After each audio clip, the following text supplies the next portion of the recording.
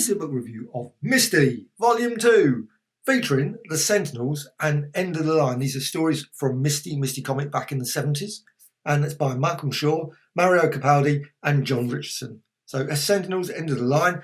There's 112 pages in this. It's came out in 2017, and it's from Rebellion. So Rebellion and Treasury of British Comics. I think it's just a superb series of comics. You just keep bringing out these volumes. I love them.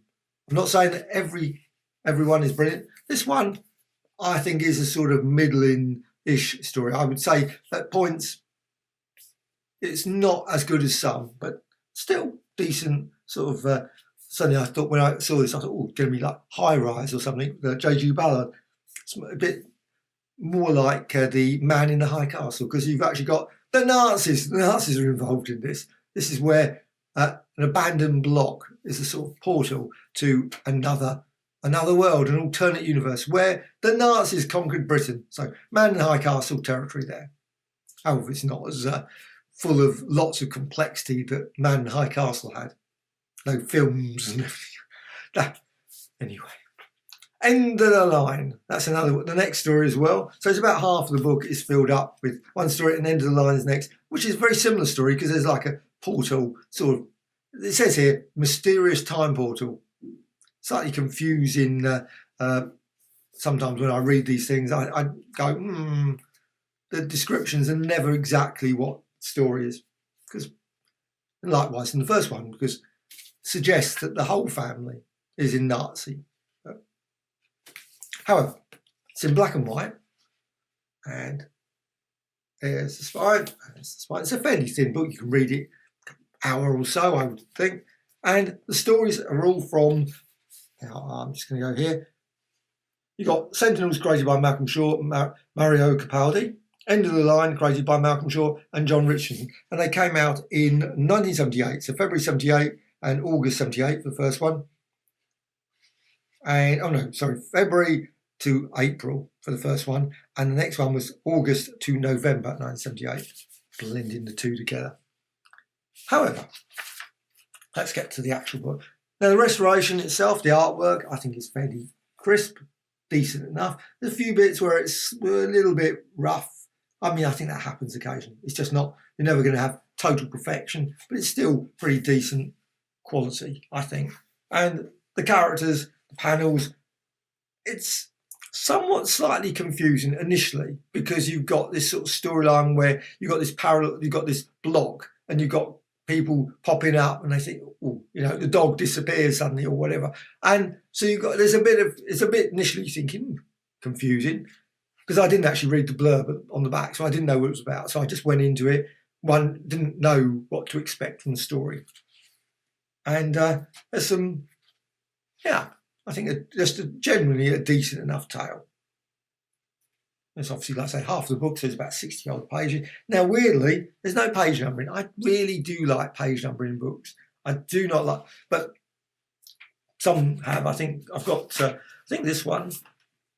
So this one's got page numbering. So why doesn't this one have page numbering? Now, this one's volume 3. This is the Wolf Girl. That's very good. I thoroughly enjoyed that. And that's got lots of other stories, sort of small stories, shorter stories, which is good. And this one is the Misty Volume 1. So that's which I'm looking forward to read. I haven't read it yet.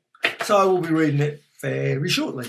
However, nothing before I go further is pointing out is that it is actually slightly smaller than the original. I haven't got a Misty at hand. I think 1 or 2 copies of Misty somewhere. But I've picked up a Gingy and Lindy, and obviously it's a standard size comic. You can see it's slightly smaller, so the artwork is slightly. I don't know why I've done that because subsequent ones they brought out like Bella at the Bar, etc. They're full size, so makes no sense.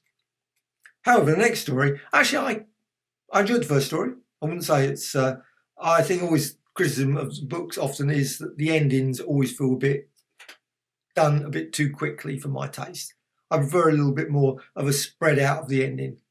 At least 3 or 4, maybe the whole of the last comic is actually the ending, but they don't do that. It's not often one page, bang. Oh, yeah, that was convenient. So the next story, End of the Line. Actually, again with these things, when a kid looking at this, I think, imagine like a 12-year or 13-year-old kid looking at this and going, crumbs, these characters, what they go through, they really go through the mill, literally, sort of. Not actually, there's no mills involved in this story, even though there is a mysterious evil character. But it's still fascinating and actually quite good. This would make a really good TV series. I mean, I think both these would actually make quite decent TV series. Why are these comics, the Misty comics, are not adapted into TV programs? I mean, I imagine a BBC or whatever series, BBC CBEs or whatever it is, CBBS, and you put them on there. I think that would be brilliant.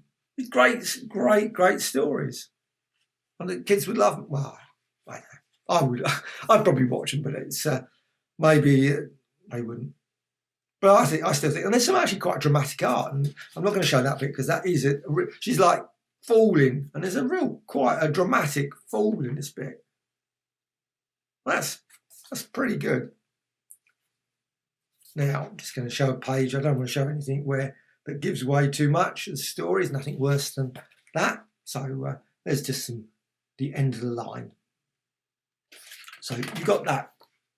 I think the artwork is fine in this as well. Again, there's always a slight bits where it looks a bit rougher than other pages. I'm not certain why that's the case. Again, the story resolves way too quickly for my taste. Just a kind of thing, but that's that.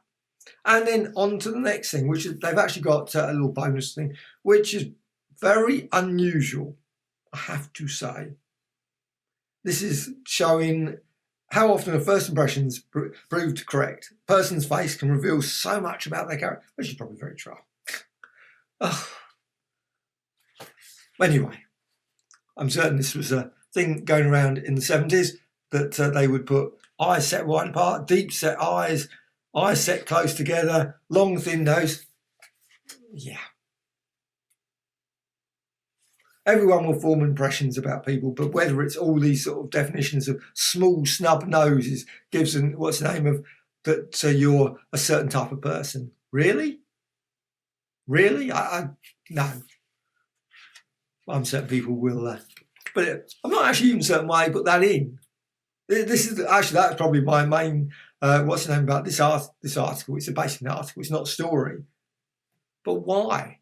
Why include it? I'm certain they could have put maybe couldn't they have found a couple of short stories, 2 or 3 pages, and put those in the back? Would have made a nicer ending than an article that really doesn't make much sense. Not connected with the stories, particularly as far as I can see. Anyway, Malcolm Shaw. Actually, this is this was sad. Now, obviously, I have no idea about, but it's obviously a little biography at the back. Died the day before his 38th birthday. And he did quite, loads of magazines, editor and Mirabelle, Tammy, Princess Tina, and all those sorts of things. Oh, yeah. That's why I hate reading omnibus editions. Get omnibus edition, go to the back. It's always got all the Marvel ones. Of course, most of my favourite Marvel artists now all were at their peak in the 60s. Of course, most of them all sadly died. So few of them seem to be, and that you always read these and you think, oh, really? Oh. However, these other people at the back, I think the others are still hopefully alive. And that's it. I thoroughly enjoyed the book, but it's not my favourite, I would have to say. It's decent tales and very recommended.